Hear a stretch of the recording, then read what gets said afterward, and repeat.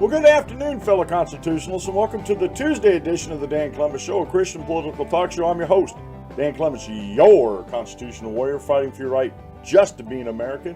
It is November 21st, year of our Lord 2017. Remember, we're hyphen-free, PC-free zone. God is still in control, and He does love you. And I'm broadcasting live from the Hemlock Studios here in the beautiful central Susquehanna Valley in the great Keystone State. Let me get my cushions settled here.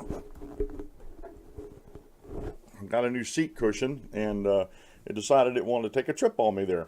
I apologize for that. All right, folks, today we got a really good show set up for you today. We're going to talk about, since tax cuts are in the offing, we're going to talk a little bit about those.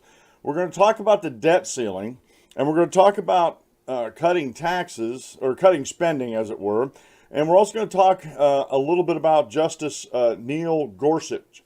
And we're going to start off with him, and we're going to talk a little bit about him and some of the comments he made at a recent speech. And I love him. I mean, this guy, he is a textual originalist, as it were. So, original intent, in other words. So we're going to talk about that. I have an article here. We're going to talk about the anti-federalists can teach us something on the debt ceiling debate. And if we have time, we're going to get into the tax cuts. I have some things up here, a chart that I'm going to try to show you that Heritage Foundation has put up, but the difference between the House and the Senate. But what I want to start off with is I have some very good friends that are libertarians that are friends of mine in life and also on Facebook. And it seems to me, and I know where they're coming from. When I say this next statement, I know where they're coming from. With them, it's an all or nothing proposition. Either we do everything we need to do right now or nothing. For whatever reason, they stumble at having to do things incrementally. Tax cuts. I think tax cuts are good. I think the Trump tax plan, if they keep the majority of that in the tax cut reform bill that's going to be coming out, although the Senate is really messing around with that thing. I'm sort of curious how much money senators getting paid by special interests to do this or do that on the tax reform.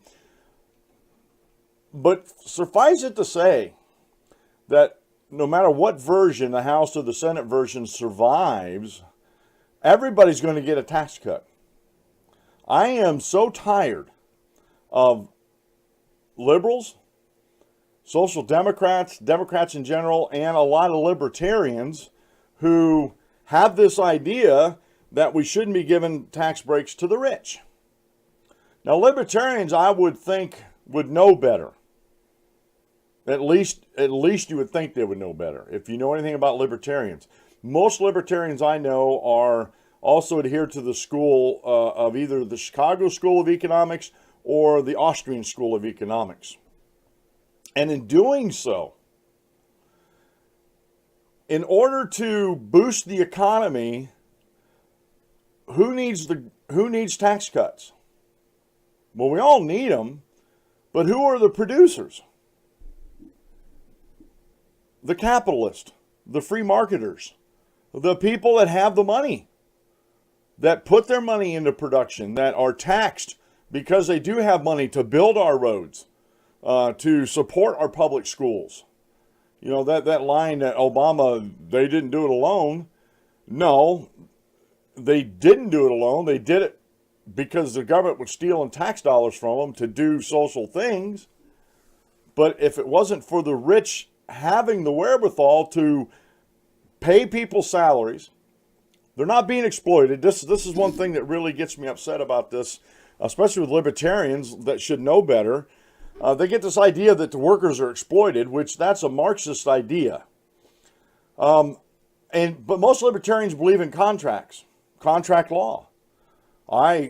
If you have a job and we agree on the wage, let's just keep it at $10 an hour. You agree that you're going to employ me 8 hours a day, 40 hours a week at $10 an hour, plus any benefits that we might negotiate. Where is the exploitation in that? I agreed to work for that. Now, I also because I'm a free person, I can look for another job in the same field that pays more. And employers know this. But the idea that workers are exploited because companies make money, and if they don't make money, if they're not for profit, they won't be companies anymore. And this is something, for some reason, some libertarians don't understand, and definitely social democrats and the Democrats in general do not understand this concept. They keep calling the 1983 Reagan tax cuts trickle-down economics, which that's still a good term, trickle down, because if you give the top rank, and Reaganomics proved this, folks. This is provable, that when you take the top marginal rate and bring it down, it was at 75% in 1983, and bring it down to, I think it was 35 or 39% that he brought it down to, capital gains, the whole 9 yards. That let loose an economic boom that lasted clear through the Clinton administration. All right. And my question to libertarians and other folks out there, yes, I know that we have to cut the spending of the government. And believe it or not, President Trump is doing just that on cutting regulations. There are a lot of regulations that are unfunded that actually cost businesses money. And if we can roll back some of these draconian regulations, that will save money also. That is tantamount to a tax cut on businesses. Plus, dropping down the corporate tax to 20% is another tax cut on businesses.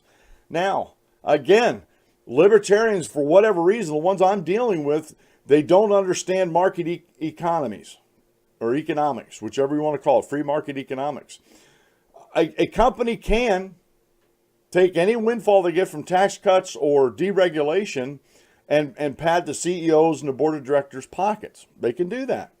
They have every right to do that.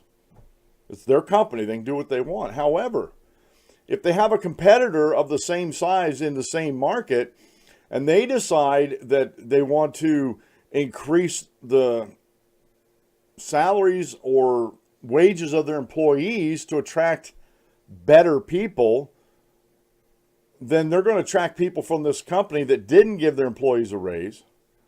And through competition, they're going to put a hurting on that company that just padded their pockets. Democrats definitely do not understand the concept of free market capitalism. They don't understand the concept of competition as a regulating force. They believe with all their little hearts that the only regulating force there needs to be is government. And that's just not the case. Matter of fact, and I've said this many times to libertarians, and not all libertarians, but to some libertarians and definitely all liberals or Democrats that believe in Keynesian economics, that the government's the spender of last resort in that.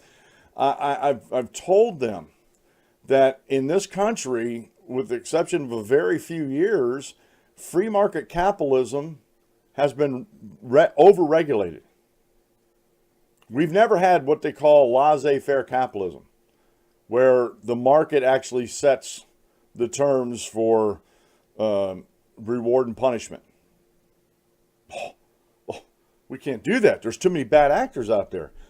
Yeah, there might be some bad actors out there. I'm not saying there's not. But the bad actors don't last long. Let's put it this way, the bad actors do not last long if they don't have government backing. If everything is free and open in the free markets, free market capitalism that I preach on this show, and there's no government, the government's picking this winner over this loser. If there's no fallback on the government to bail industries out or to bail a business out, or I got this congressman buddy of mine, he's going to help me out here. If there's none of that intrusion into the free market by government, then the free markets will regulate the good and bad actors. It'll reward the good ones and destroy the bad ones through competition, through market forces. And I submit to you, in the United States, with the exception of a few years, and I really can't give you those, it would have to be in almost the beginning of our country right up until maybe the early 1900s. And we're talking about the Western expansion and everything. We're talking about, pioneers going out west, building towns and settling towns before there was any government, before there was any law, and working through free market economics. And the bad actors were taken out, and the good actors, were rewarded. But when we're talking about today, the big boogaboo that I've been listening to on social media the past couple of days is we just passed a spending bill. And very little cuts in, if at all, okay?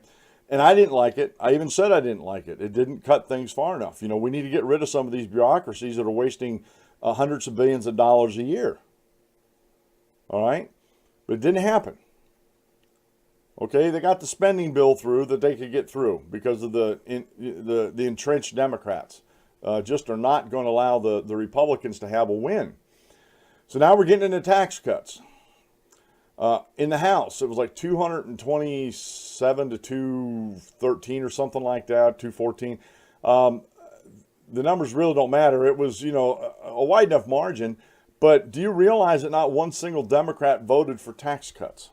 That means not one single Democrat voted to not tax $14,000 for single and $26,000 for married couples. In essence, making another tax bracket. So the first married couple, first $26,000 you make each year is non-taxed. So the Democrats voted against that. They voted against lowering the taxes for everybody, and everybody gets a tax break. Not just the wealthy, everybody gets a tax break. But the Democrats demagogued it and voted against that in the House.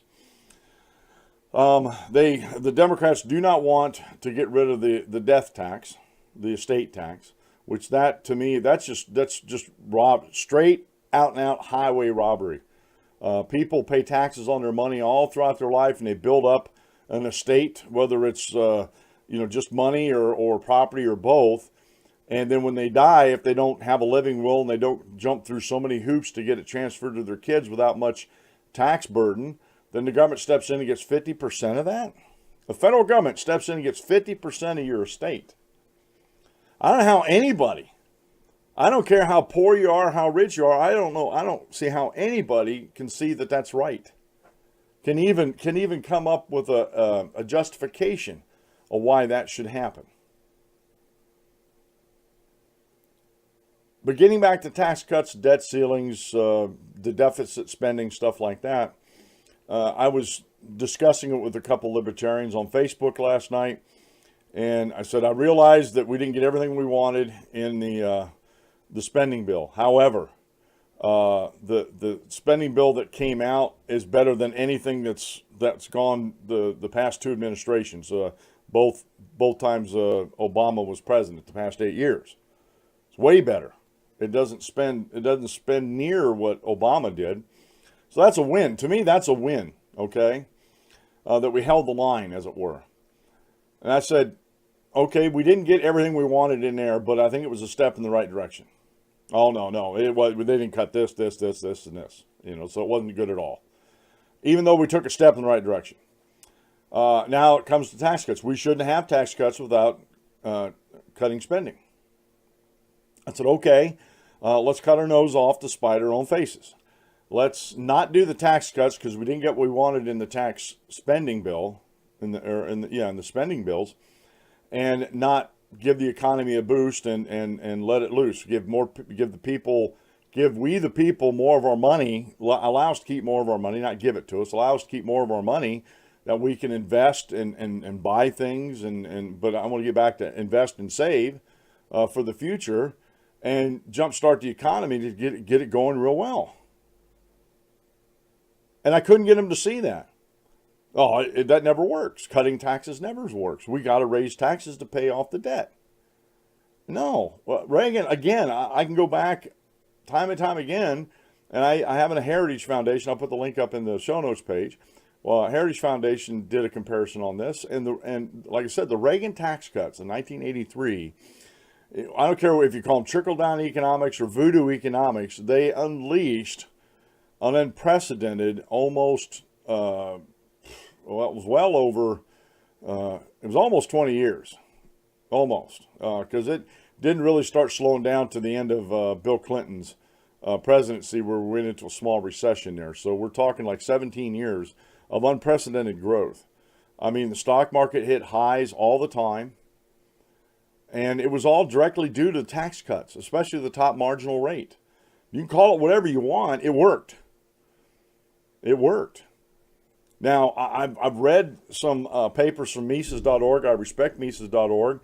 And they pretty much dissed every aspect of the Reagan tax cuts, but they didn't explain it in such a way that the common, like you and I, could understand it. So I'm actually having to study that to see why it was so bad that people kept more of their money and actually invested and saved, and why did the economy boom the way it boomed if it wasn't for the tax cuts. And they didn't explain it in this article, and I'll share that. Let's see, I don't think I have it in here.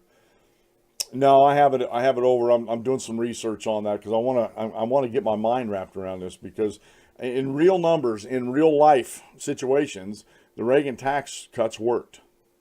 They absolutely did work. They boosted the economy. You know, jobs were plentiful. You know, I made more money under the Reagan tax cuts. You know, the whole 9 yards. As a matter of fact, I was still in the Navy when I came out. The effects of the Reagan's tax cuts when I came out of the Navy in 1984 and went into the Navy Reserve were starting to show. So again, I like libertarians, but they need to be more consistent on their expectations, I guess I should say, because it's like an all or nothing. Well, we didn't get this, so we shouldn't do that. Well, we didn't do that, so we got to do this first before we can do that. And the problem with that is it took how many years to get us in this position? You know, Bill Clinton was doing his darndest to tear down the Reagan tax policies. And, you know, Bill Clinton, more than any other president, actually benefited greatly from a former president's tax initiatives, and yet claimed everything as his own. And likewise in the Obama administration, everything, and it started with Bush. You can't put everything on Obama. It started with Bush, but at some point during the Obama administration, the economy became his. And everything he did made it worse. Everything. From the Yellen holding, from Yellen, the Federal Reserve chairperson, artificially holding down tax rates, because if the free market were setting them, they'd be a lot higher because they'd give a better signal. But when you artificially hold things down like that, they give the wrong signals to the economy. And he never did come out of a recession throughout his whole presidency. Like I said, everything he did economically made things worse, not better. Now that President Trump's gotten in there, he hasn't really done a whole lot. And yet the stock market is doing well. The unemployment, like I said, I don't like using the U3. I like using the U6. But the U3 is under 5% now, cruising towards 4% unemployment. You know, people are getting back to work. You know, there's excitement, exuberance in the air. People are saving and investing for the future. And if these tax cuts go through, which I think they should, we're going to see a huge boon in the economy. And once that happens, I think it's going to be Katie bar the doors for the Democrats and the liberals, because Donald Trump and anybody, especially if we get this done before the end of the year, there's going to be enough time for these tax cuts to take effect and to actually do the economy well. I think in the midterm elections, I think, and not that I'm a Republican and want them to win, but I think the party that's in power is going to do well in the midterm elections. Because what are the Democrats going to say? The tax cuts didn't work. The economy's not going, especially if it's just the opposite's true. And trust me when I tell you this, and these aren't hard predictions.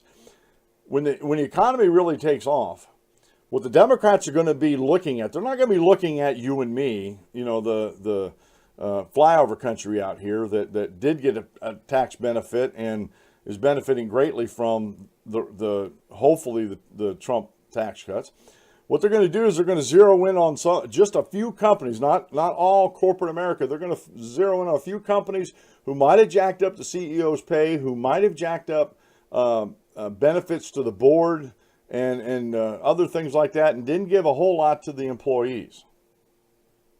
There's going to be examples like that out there, folks, but they're going to zero in on that. And the Democrats and lamestream media, that's all they're going to tout. It's just these few examples out of the totality of corporate America. From the mom and pop corporation that has a home business clear up to the multinational corporations. That's all part of corporate America, folks. So that's what they're gonna focus in on.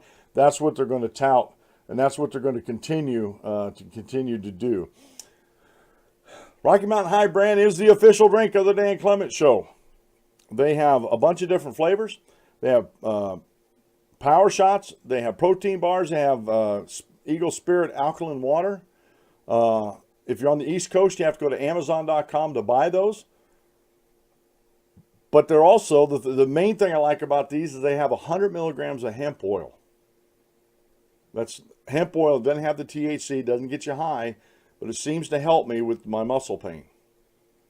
And so this is the official drink of the Dan Clement Show. In full disclosure, I do own stocks in them. It's penny stocks, but I still own stocks in them. And my hope someday is that they'll take off and go. And not that I'll ever be rich, but might get a few more bills paid off and get some more things done around here.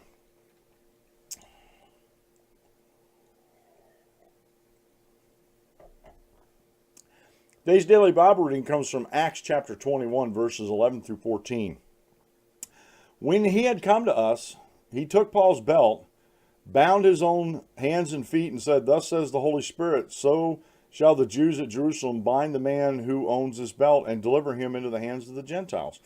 Now when he heard these things, both we and those from the place pleaded with him not to go up to Jerusalem. We're talking about Paul here. And there was a prophet that came to speak to Paul by the Holy Spirit. Then Paul answered, "What do you mean by weeping and breaking my heart? For I am ready not only to be bound, but also to die at Jerusalem for the name of the Lord Jesus." So when he would not be persuaded, we ceased saying, "The will of the Lord be done." Paul knew what he didn't know like Jesus Christ knew, but he was willing to die for Christ.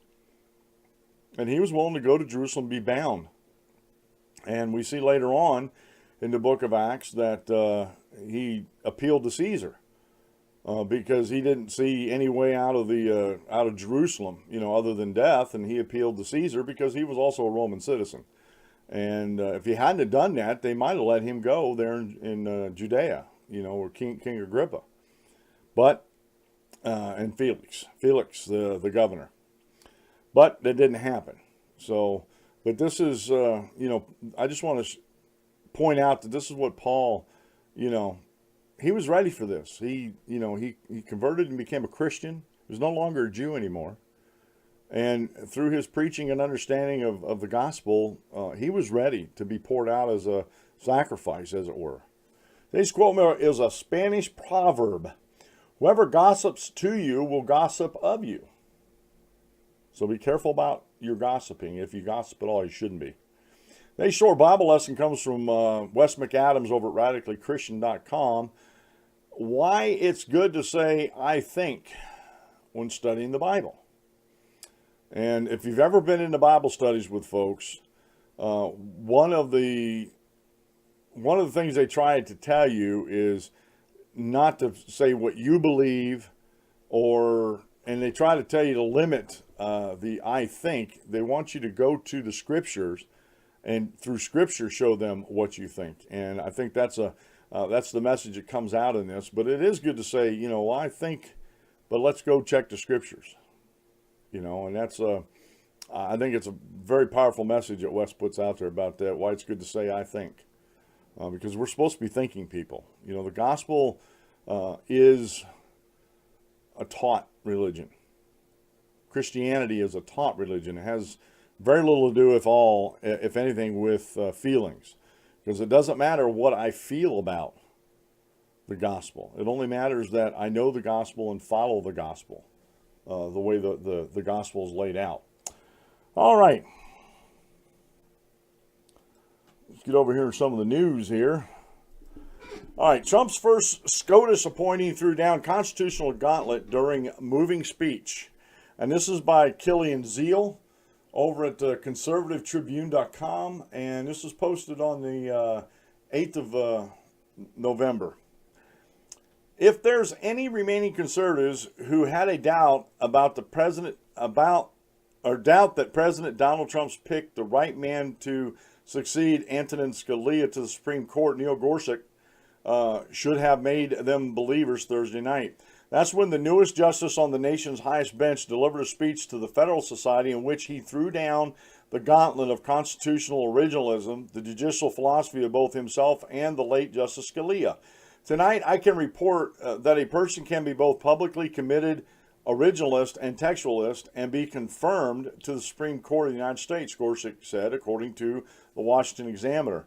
Originalism has regained its place at the table. Textualism has triumphed, and neither one is going away on my watch. The Federal Society is a right-leaning legal organization that Democrats have accused of being a secretive enclave from which suggestions for President Trump's nominations to the federal bench have emerged. During his Thursday remarks at the Antonin Scalia Memorial Dinner at Washington's Union Station, Gorsuch chided those pushing that narrative. For starters, if you're going to have a meeting of a secret organization, maybe don't have it in the middle of Union Station, Gorsuch said, according to National Law Journal. Union Station, a D.C. landmark, is the chief rail station in the nation's capital and serves as the hub for the metro as well as the prime retail destinations. He also said that if it wants to remain secretive, the society should also abandon its very public stances on our judicial system, such as that a judge should say what the law is, not what it should be. You're a bunch of radicals, Gorsuch quipped. But the humor aside, Gorsuch's speech was testament to fealty to the Constitution that was moving to any conservative who cares about the future of the country. Not familiar with originalism?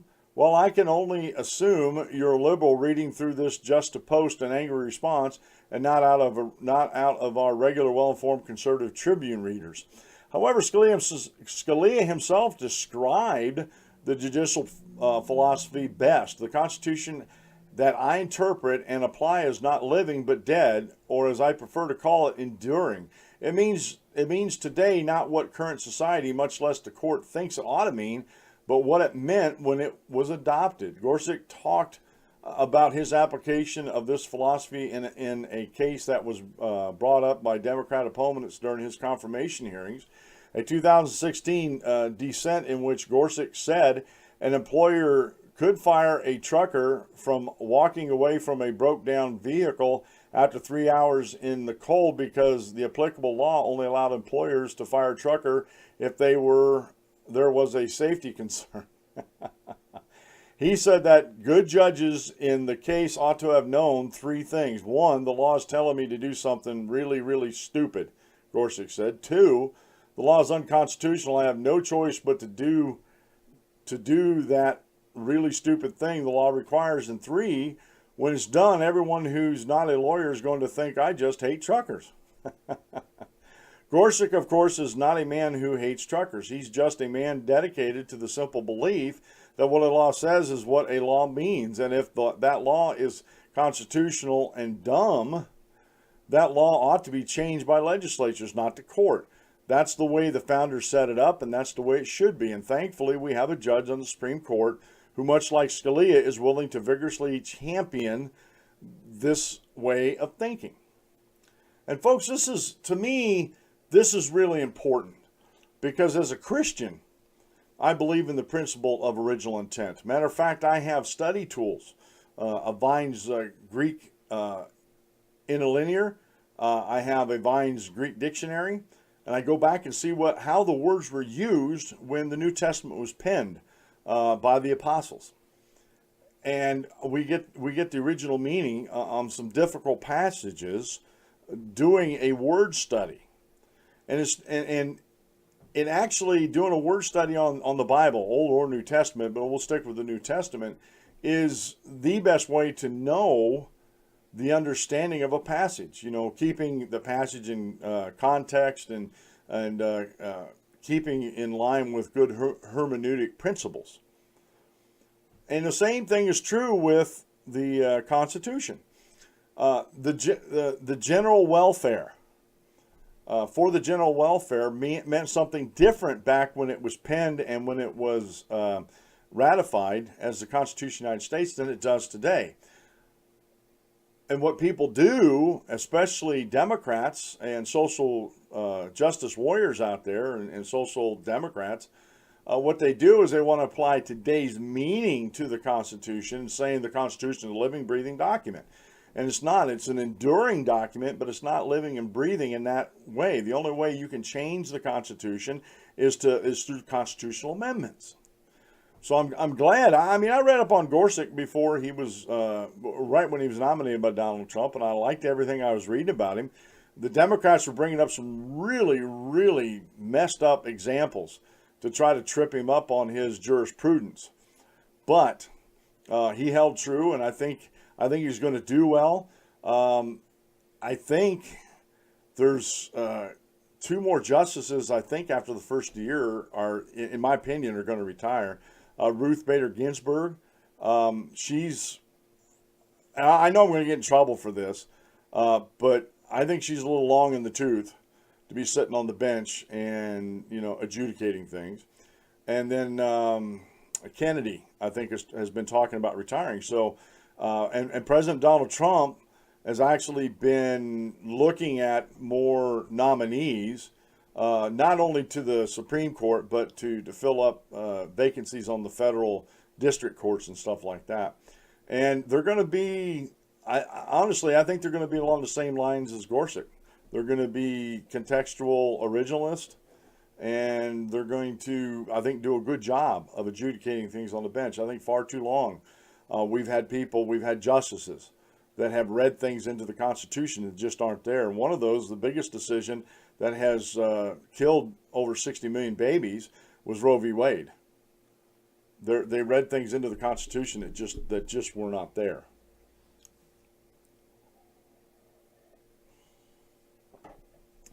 All right. Here's an article by The Hill by William Watkins Jr. And this was, let me see where this was at, September 11th of this year. And it talks about what the Anti-Federalists can teach us on the debt ceiling debate. Washington is in a tizzy. By the end of the month, funding for the national government expires and the Treasury's gimmicky extraordinary measures to pay the government's debt will fall flat. Congress and President Trump have two options: cut spending and live off tax revenues, or raise the debt ceiling. That ceiling is a congressional limit on how much debt the national government can carry. It is much the same as a limit on a consumer's credit card. Once the consumer reaches the limit, he or she can't make any more purchases unless the bank increases it. The current ceiling is $19.8 trillion. Each citizen shares approximately $61,000, or a little bit more.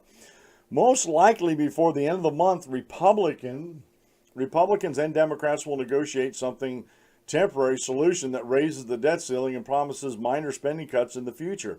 Contrary to the wishes of his own party, the president appears to have such a deal in the works after meeting with Senate Minority Leader Chuck Schumer, Democrat New York, and House Minority Leader Nancy Pelosi, Democrat California.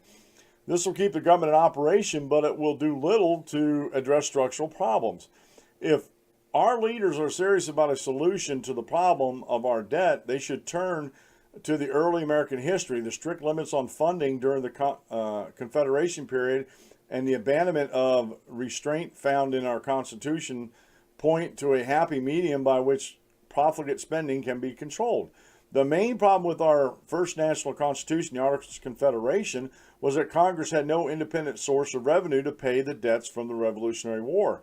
To check the general government's power, the Articles denied Congress the power to tax and instead required it to requisition money from the states. Persuading the states to pay was not easy. During the war, Congress had tried to outmaneuver this restriction on its authority by issuing paper money.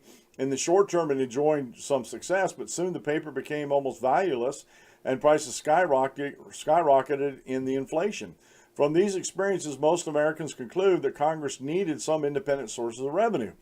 The Constitution of 1787 sought to remedy that budgetary problem by providing Congress with the power to tax as well as spend for enumerated purposes. Now, let me stop reading there. Tax as well as spend for enumerated purposes. That means for the enumerated powers.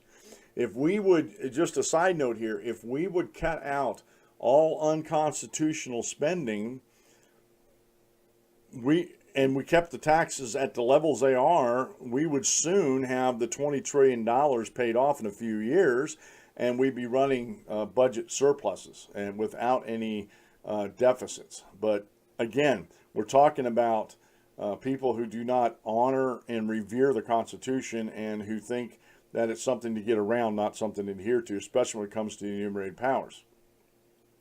I read on, the anti-federalists, those who oppose ratifications of the new Constitution, agreed that Articles of Confederation need modification, but they feared the Philadelphia Convention went too far in energizing the national government. On the issue of taxation and revenue, the anti-federalists rightly sensed that the demise of the state requisition system and its replacement with the power to tax might lead to pernicious fiscal results. The New York Ratifying Convention, for example, recommended an amendment by which no money may be borrowed on the credit of the United States without the assent of 2/3 of the senators and representatives present in each house. Massachusetts, South Carolina, New Hampshire, and Rhode Island expressed their similar reservations about the new powers to tax, spend, and borrow. Stop the reading. I think even today this would be a good constitutional amendment, that any type of tax increase has to have a supermajority, 2/3. Not just a simple majority, 2/3. Anything 2/3 and above is considered a supermajority. I think that would keep a lot of the spending in check because they couldn't do it, and or borrow the money to actually do the spending. Unfortunately, the men elected to the first Congress ignored many requests for restrictions on Congress' power to borrow. The Bill of Rights later presented to the states dealt with matters such as free speech, the quartering of troops, and criminal prosecutions, but mentioned nothing about the fiscal issues raised by the Anti-Federalists. Americans concerned about our out-of-control spending and crippling national debt should resurrect the amendment proposed by the New York Ratifying Convention. Under such an amendment, Congress would have full discretion, so far as permitted by the Constitution, to spend the revenues generated by taxation. But if Congress wanted to live beyond its means and borrow, a supermajority in both houses would have to agree. Such a provision would give fiscally responsible senators and representatives a club with which to beat back reckless spending. We will probably witness some stopgap measures to raise the debt ceiling, but for a permanent solution, modern Americans would do well to follow the Anti-Federalist advice that our first Congress ignored. And I agree. Even though I've said in the past that I rely more heavily on the Federalist Papers, and that was the arguments to ratify the Constitution because that's what we got, there is still a lot of merit in going back and studying what the Anti-Federalists had to say about what was going on. And in some instances, I agreed with them. In other instances, I don't. This one I do. I think anytime taxes are raised or spending is raised in Congress, it should be by a supermajority. It should not simply be by a simple majority of 50 plus 1 or 50% plus 1. It shouldn't be that way. Because it's not their money to begin with. You're talking about taking money out of the pockets of hardworking Americans and spending it, especially if you're going beyond the enumerated powers that are granted to you in the Constitution. And there are a lot of things that we do as a nation that go beyond, unconstitutionally beyond the enumerated powers. And some of those, whether you like them or not, some of those are things like Social Security, like welfare. Those are two big ones. What they call the entitlements, the welfare and all that kind of stuff goes well beyond the Constitution. It goes beyond the federal Constitution, doesn't go beyond state constitutions, and this should be something that's done on a state-by-state basis. And in my humble opinion, even though I know I'm going to benefit from it because of my age, Social Security should have never been allowed to see the light of day. Because what that has done, and I've seen too many folks that have been in their 70s and 80s, they're trying to live on their Social Security and can't, because they thought that they could do that, so they didn't put away for their retirement. Too many people have done that in America today, and now they're in trouble. And there's a couple different ways that can be taken care of so easily. The medical situation in the country, the health care as far as insurance, if everybody was just required to have a medical savings account, and that also would turn into a retirement account if the monies aren't used, plus you'd have your own 401k or IRA, we wouldn't need Social Security. We wouldn't need welfare. You know, actually it'd be cheaper welfare-wise if the government would pay into medical savings accounts and have the people spend on their medical whatever they need out of that. You would hope it would teach them some responsibility, but again, maybe it would, maybe it wouldn't.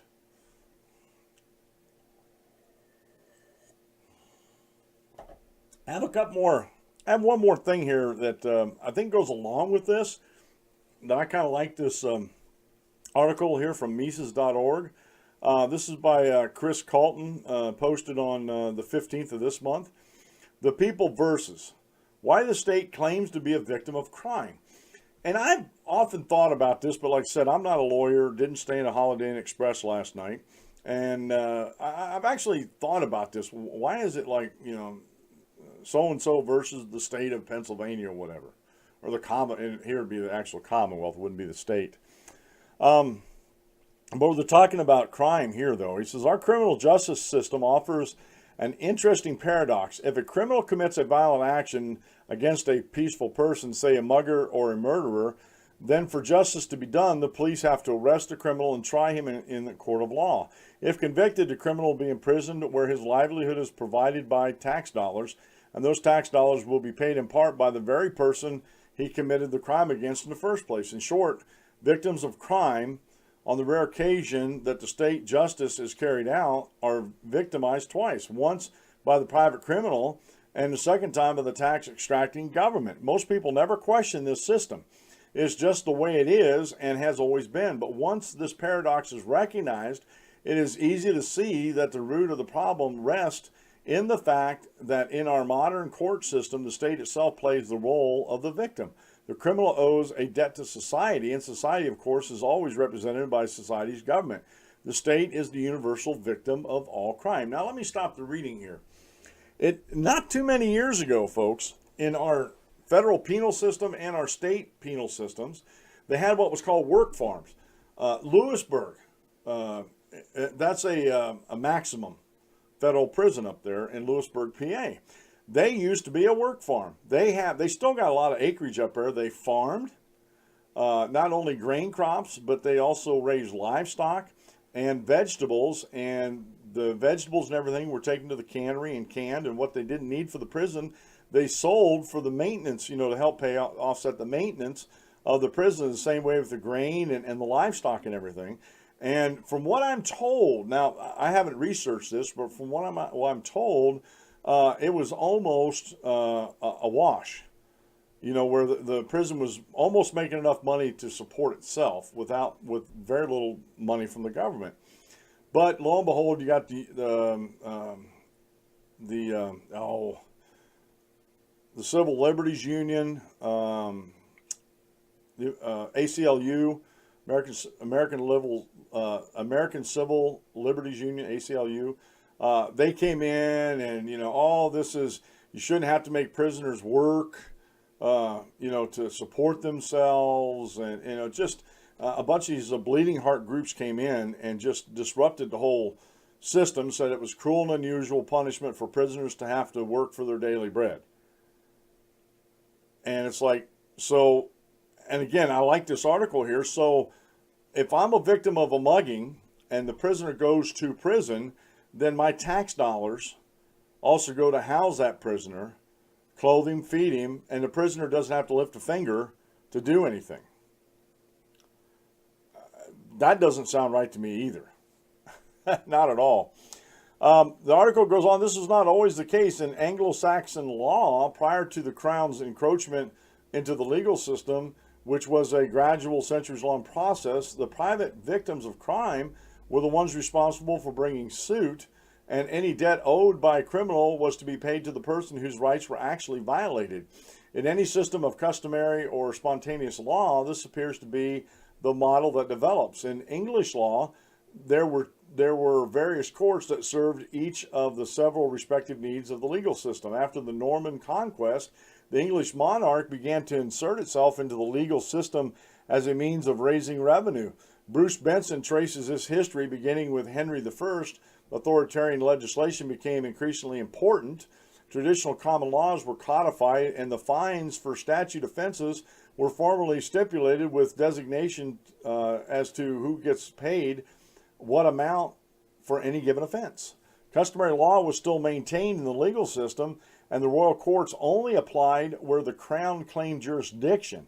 These were offenses that violated the king's peace. The problem was with a monetary incentive for the crown was constituted the king's peace was open to interpretation. Bruce Lyon elaborates, in the growth of the list of violations of statute law, we may be certain that although the king's concern for law and order was a cause, another interest was need of money. To increase this income, the king only needed to use his prerogative and throw his jurisdiction over another offense.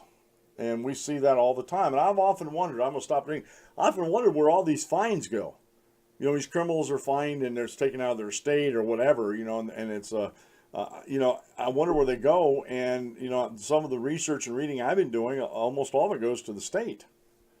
You know, the victims rarely get compensated for their, you know, emotional distress. You know, they could have lost work over what happened, like a mugging, could have been physically injured and out of work for a couple weeks. You know, if a loved one's murdered, you know, there goes their whole livelihood, especially if you're a family. Let's say the husband gets murdered and the wife, there's wife and a couple kids left behind. A lot of times when that happens, if there isn't any family to help, they're pretty much left destitute while the state reaps the benefits from any fines or anything like that. So I'm glad I read this article. I really am. I'm just glad that at least this information can get out there, and I can't be the only one that thinks this. I can't be the only one that ever questioned about the fines and stuff like this. Lyons offers more commentary by crediting this fiction, particularly any offense could be interpreted as a breach of the king's peace and so brought before the royal court. Following this, the notion of a felony was introduced to English law. Originally, this referred to any betrayal or crime by a vassal against a feudal lord. Now the feudal lord was the sole victim of felony offenses, and his concept was open to expansion as well as, again, Lyon tells us, royal greed seems to be the best explanation for the expanse of the concept of felony. Any crime called a felony meant that if the appellee was found guilty, his possessions eschewed to the king. The more crimes called felonies, the greater the income, and so the list of felonies continued to grow throughout the 20th century. In a previous article, I discussed how the evolution of the royal law led to the creation of our modern prison system. The introduction of prisons and the expansion of felony claims occurred concomitantly as the crown sought more sources of revenue. Henry II royal courts expanded through the introduction of itinerant judges who traveled from shire to shire to adjudicate disputes under the growing body of felony law, which required the holding of prisoners. Additionally, the concept of a frank pledge was introduced, which obligated citizens to help enforce the royal law by carrying out police duties, not unlike the infamous obligation imposed on northern U.S. citizens under the Fugitive Slave Act of 1850. Citizens who were found in violation of their frank pledge could also face a fine for simply failing to pursue criminals or report all crimes through inquest juries. The frank pledges, which at the time were levied against entire communities, demonstrate the growing view that the crown was the victim, in this case, It was the victim of a violation of a contract imposed on the citizenry as part of a supposedly reciprocal agreement with the state will uphold justice at the end of the bargain. So it goes on. It goes on a little bit longer there, but hopefully you get the point here where how the state got involved with all these fines. You know, you hear about these big tech companies getting fined for this or that, or these corporations getting fined for this and that. Where does all that money go? Does it go to alleviate the pain and suffering from the people that, let's say, the corporations might have bamboozled? Or does it go into the government coffers? And I think that would be a good inquiry for down the road. I really do. Let me see where I want to go to here next.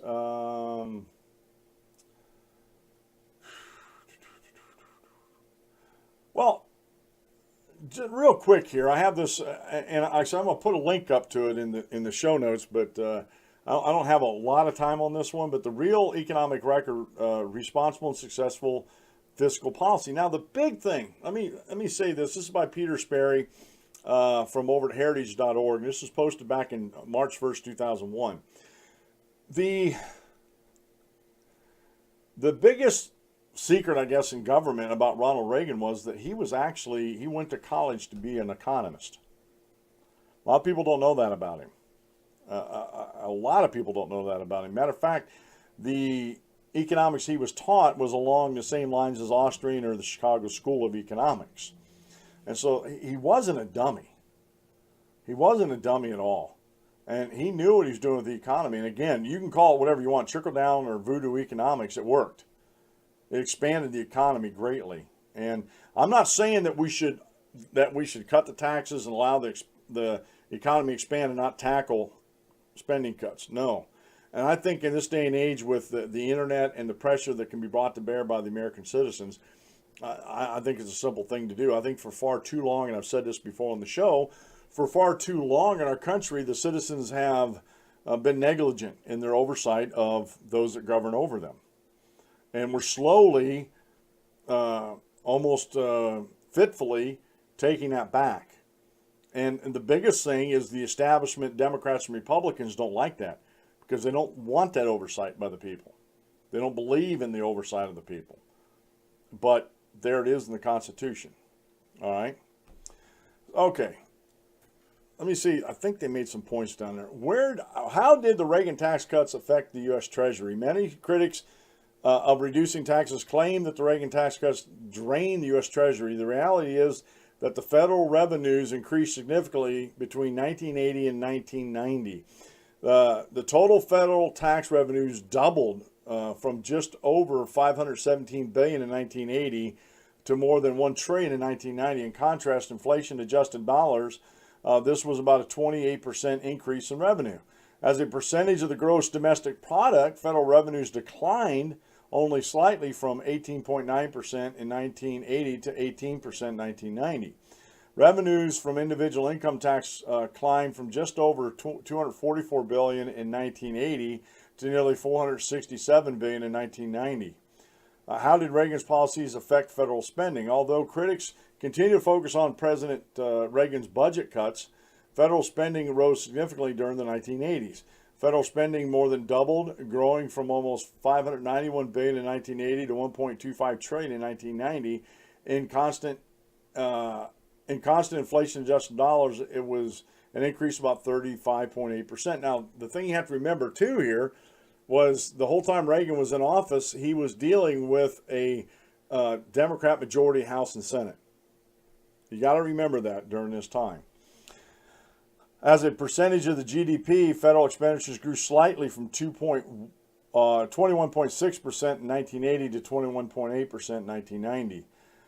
Contrary to popular myth, while inflation-adjusted defense spending increased by 50% during 1980 to 1989, it was curtailed when the Cold War ended and fell by 15% between 89 and 93. However, means-tested entitlements, which do not include Social Security or Medicare, rose by over 102% between 1980 and 1993, and they have continued climbing ever since. So we're talking about not Social Security, Medicare, but the other means-tested entitlements. Total spending on the national security programs never equal domestic spending, even when Social Security, Medicare, and net interest are excluded from the domestic totals. In addition, national security spending fell during the administration of the senior President Bush, while domestic spending increased in both mandatory and discretionary amounts. How did Reagan's policies affect economic growth? And this is what's really important here, folks. Despite the steep recession in 1982, brought on by tight money policies that were instituted to squeeze out the historic inflation level of the late 1970s, by 1983, the Reagan policies of reducing taxes, spending, regulation, and inflation were in place. The result was unprecedented economic growth. The economic boom lasted 92 months without a recession from November 82 to July 1990, the longest period of sustained growth during peacetime and the second longest period of sustained growth in U.S. history. The growth in the economy lasted more than twice as long as the average period of expansion since World War II. The American economy grew about 1/3 in real inflation-adjusted terms. This was the equivalent of adding an entire economy of East and West Germany and 2/3 of Japan's economy to the U.S. economy. From 1950 to 1973, real economic growth in the U.S. economy averaged 3.6% per year.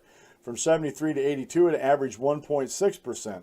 The Reagan economic boom restored the more usual growth rate to the economy average of 3.5% in real growth from the beginning of 1983 to the end of 1990. And it does go on. It'll go on. I'm running out of time here. It'll go on and talk about the tax burdens and stuff like that. But he says in conclusion, no matter how advocates of big government try to rewrite history, Reagan's record of fiscal responsibility continues to stand as the most successful economic policy of the 20th century. His tax reform triggered an economic expansion that continues to this day. And he's talking about in 2001. It really trailed off in the second Bush's, if you look at the levels. It's just like, when did we actually get out of the Great Depression? Well, if you look at the stock market and take that as an indicator, it wasn't until the mid-1950s until the stock market actually rose up to pre-Depression levels. So technically you can say we didn't actually come out of the Depression until somewhere like 1955 or 56. And you have to do that. You have to look at the numbers that way. If you don't, you're getting a bad picture of everything that's going on there. So again, Reagan's tax cuts by his detractors, voodoo economics, trickle-down economics doesn't work. Yet he had the second longest boom in American history under President Reagan. You don't get that by using voodoo economics. And no matter how you try to deconstruct it, it just doesn't work. The numbers aren't on your side. Now, you can go down in some micro things that were wrong that maybe he should have done differently, but on the whole, the economy was really good. And even though he tried to get the tax cuts through, he was dealing with guys like Tip O'Neill and, an entrenched Democrat party system that was in the House and the Senate. So even Ronald Reagan himself, the Renaldus Magnus, could not break through that. And again, Ronald Reagan, took these people at their word, these Democrats at their word to give them these tax cuts. And this is part of the deal, that they would cut spending, but they got the tax cuts, but the spending never got cut. And, that to me, that was one of the first times I thought, well, these politicians are a bunch of liars. If you're going to say you're going to do something, do it. Don't say you're going to do something knowing you're never going to do it, just to appease the president. And the reason, I think part of the reason why the Reagan tax cuts got through, because he was the great communicator. He used the bully pulpit of the president to take his message directly to the people. This would be almost like if he had Twitter back then. Taking it directly to the people and telling them how it is and getting that support from the people. President Reagan was a very popular president, no matter his flaws. He was a very, very popular president. He's more popular than, in my opinion, more popular than Barack Obama, and he was more effective than Barack Obama. And just time will tell to see if Trump's going to follow in Reagan's footsteps or not. I'm not going to say he's the next Reagan, because there's never going to be another Reagan. But I'm just going to see if President Trump is going to follow in his footsteps. And every indication is out there that he will follow in President Reagan's footprints. Because, and this is totally being blown underneath the radar here, is deregulation. Did you know, and I didn't even have this story up here, I was watching on the news, One American News Network. Do you know that they're actually building a new, not adding on to an existing, a new oil refinery down in Texas? There's actually it's a two-phase project, and it's huge.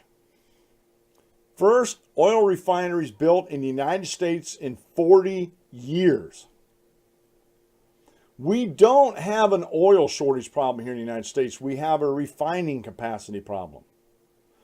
We had refineries down in Philadelphia and northern New Jersey that shut down when I was driving truck. They're in the process of shutting down. And so now we have to pipe our finished goods like gasoline and motor oil and stuff like that up through pipelines or trucks or tankers and stuff like that to get them to the markets. That adds a cost to it. If we had the oil refineries now that we had back in the early 90s here on the East Coast, I bet you our gas wouldn't be but only a little over $1 a gallon. And most of that would be state and federal taxes on the gallon of gas. So, you know, it just, again, folks, it's government, when they get their hands on things they shouldn't have their hands on, it just makes things that much more expensive. A few more things before I close out the show here. I do have an article in here from heritage.org about voter fraud. I just want to bring this up because there's still, Let America Vote is still touting that, you know, that the Reagan or the Trump Commission on voter fraud is just a fraud in itself and all this kind of stuff. And this article sort of brings up what is voter fraud, gives you a lot of examples of the different types of voter fraud. And the big lie that the left wants to tell you about voter fraud is they look at the prosecutions. Well, statistically, there isn't any prosecutions. Doesn't mean voter fraud isn't going on. It just means that's so low on the totem pole for district attorneys to prosecute. They only have so many funds. And so they have to use them judiciously, as it were, pun intended. So that'd be a good article to go read there. The Constitution Party of Georgia put out a statement on the U.S. Senate candidate Roy S. Moore. That'd be a good article to go read. I have another one in here by Michelle Cretella from Daily Signal from back in July of this year. It says, I'm a pediatrician, how transgender ideology has infiltrated my field and produced large-scale child abuse. And I'd encourage you to go over and read that if that's an issue that's near and dear to your heart. We have another MSNBC panelist that is racist. She says, white men pose the biggest threat to Americans. This is by Pam K over at bitebot.com. And then the final one of the day, I want to share with you real quick here is people upset with the Bible Museum. And I'm like, what are you talking about? People upset with the Bible Museum. This is by Amber Randell, civil rights reporter over at dailycaller.com. This is posted on November 19th of this year. Some people have voiced frustration with the fact that the Museum of the Bible only represents a Judeo-Christian perspective and leaves out other religions. And this was on Friday. These critics say the Museum of the Bible, within walking distance from the National Mall in Washington, D.C., doesn't reflect other religious points of view, such as Islamic ones, and also singularly focuses on American Protestantism. The New York Times reported one professor also critiqued the museum for not telling views which areas in the Bible are historically accurate or not. And let me stop the reading there. Every time the Bible speaks to history, it is totally accurate. So for this professor to critique this, well, we got to just tell the people which one's accurate or not. It's all accurate. All right? Simple answer to the critique, right? There are a number of prominent omissions that make it clear that it's not a museum of the Bible as one might imagine it from a secular perspective. They don't do a good job of talking about whether parts of the Bible are historically accurate. Joel S. Baden Yale University professor of the Hebrew Bible, told the outlet.